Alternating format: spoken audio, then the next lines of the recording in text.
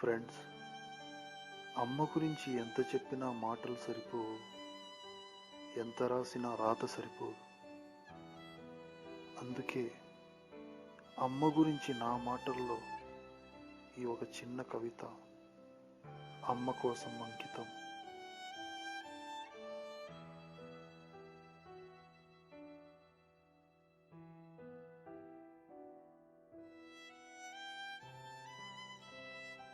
అమ్మా,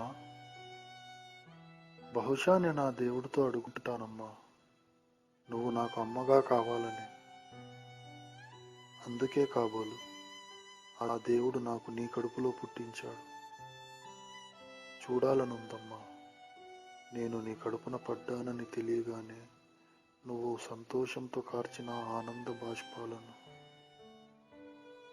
నన్ను నీ గర్భమున దాచుకొని నీ ప్రేగుతో నాకు ఊపిరినిచ్చావు.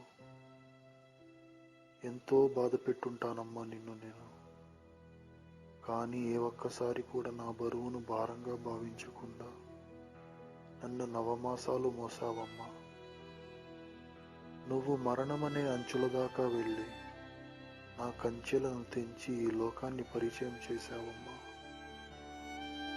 నన్ను మొట్టమొదటిసారి చూసుకున్నప్పుడు నా జన్మలో నీ పునర్జన్మను చూసుకొని ఉంటావు. ఆ దేవుడు నాకు నీ రుణం తీర్చుకునే అవకాశం ఇస్తే